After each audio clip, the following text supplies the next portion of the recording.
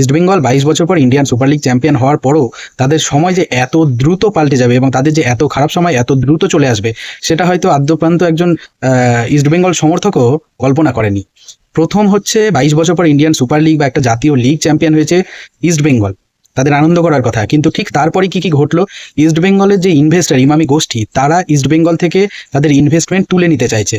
ফলে ইস্টবেঙ্গলকে এই মুহূর্তে নতুন ইনভেস্টর খুঁজতে হচ্ছে কিংবা ইমামিকে অ্যাপ্রোচ করতে হচ্ছে, তারা যেন থেকে যায়।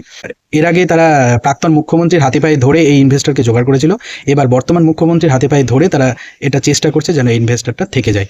তাদের মিডফিল্ডের সব থেকে বড় ভরসা ইন্ডিয়ান সুপার লিগের এই বছরের সেরা প্লেয়ার মিগুয়েল ফিগুয়েরা, যিনি বলা যেতে পারে যে ইস্টবেঙ্গলকে এবছর ইন্ডিয়ান সুপার লিগ চ্যাম্পিয়ন হয়েছেন, তিনি ইস্টবেঙ্গল ক্লাব ছেড়ে দিচ্ছেন, সেটা গতকালকে অফিসিয়ালি অ্যানাউন্স করে দিয়েছেন। আর এটা স্পেকুলেশন পিরিয়ডে নেই, এটা একদম কনফার্মড।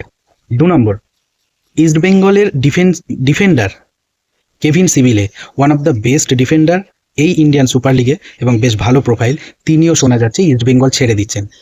সব থেকে বড় সমস্যা এই মিগুয়েল ফিগুয়েরার জায়গায়, যেটা শুনে আমি ভীষণ হতবাক, নাকি বাংলাদেশের শেখ মোরসেলিম, বাংলাদেশ জাতীয় দলের ফুটবলার শেখ মোরসেলিমকে নাকি দল প্রায় কনফার্ম করে দিচ্ছে। এটা আমি বলছি না, বলছেন একজন ইস্টবেঙ্গল সাংবাদিক কিংবা ইস্টবেঙ্গল ফ্যান বা একজন ভাট বকা, যিনি ইউটিউবে ইস্টবেঙ্গলের হয়ে ভাট বকেন, যাকে ইস্টবেঙ্গল সমর্থকরাই ট্রোল করেন।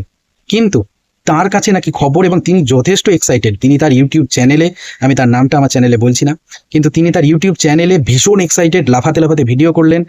দেখলাম যে শেখ মোরসেলিম বাংলাদেশের এই প্লেয়ারটিকে ইস্টবেঙ্গল সাইন করে নিয়েছে, তার 20 বছর বয়স, ঢাকা আবাহনী ক্রীড়াচক্রের হয়ে তিনি এবছর খেলছেন। এর আগে বসুন্ধরা ক্লাবের হয়ে খেলেছিলেন বাংলাদেশের, এবং সেখানকার ইউথ সিস্টেম থেকেই উঠে আসা প্লেয়ার, ভীষণ নাম করা বাংলাদেশি প্লেয়ার, সবই ঠিক আছে। কিন্তু ইস্টবেঙ্গলের কি এতটা খারাপ সময় পড়েছে যে একজন ব্রাজিলিয়ান মিগুয়েল ফিগুয়েরা, যিনি ইন্ডিয়ান সুপার লিগে এসে কাঁপিয়ে দিলেন, তার বদলি হিসেবে একজন বাংলাদেশি প্লেয়ারকে নিয়ে আসতে হচ্ছে? এতটা খারাপ সময় ভারতীয় ফুটবলের সত্যিই খারাপ সময়, ইস্টবেঙ্গলেরও খারাপ সময়, কিন্তু তাই বলে এতটা খারাপ সময়? আমরা তো আশা করছিলাম ডানি রামিরেজকে ইস্টবেঙ্গল সই করাবে। তার সাথে আরে খেলাটা মোহনবাগান যেভাবে দল করছে, খেলাটা সেয়ানে হবে। হ্যাঁ, গত সিজনে আমরা একই পয়েন্টস পেয়েও ইস্টবেঙ্গল চ্যাম্পিয়ন হয়ে গেছে শুধুমাত্র গোল ডিফারেন্সের কারণে, আমাদের কিছু ভুলের কারণে ইস্টবেঙ্গল চ্যাম্পিয়ন হয়ে গেছে। কিন্তু ম্যাচটা তো সেয়ানে হওয়া উচিত। তাই বলে ইস্টবেঙ্গল এই রকম দল করবে? একজন বাংলাদেশি বংশোদ্ভূত বাংলাদেশির প্লেয়ারকে নিয়ে এসে ইস্টবেঙ্গলকে তার সম্মান অক্ষুণ্ণ রাখার লড়াই করতে হবে? এতটা খারাপ সময় ইস্টবেঙ্গলে? আমি মনে করি এটা একটা রুমার ইনি ছড়াচ্ছেন, হয়তো আর কোনো নিউজ মিডিয়াকে আমি দেখিনি এখনো অবধি এই টপিকটা বা এই প্লেয়ারটিকে নিয়ে ভিডিও বানাতে বা কোনো খবর করতে। আমার মনে হয় উনি জাস্ট নিজের ভিউ কামানোর জন্য এই ভিডিওটা বানিয়েছেন। আমি অন্তত মোহনবাগান সমর্থক হয়ে ভগবানের কাছে প্রার্থনা করি যে ইস্টবেঙ্গল যেন এই প্লেয়ারটাকে সাইন না করায় বা কোনো বাংলাদেশি প্লেয়ারকে সাইন না করায়।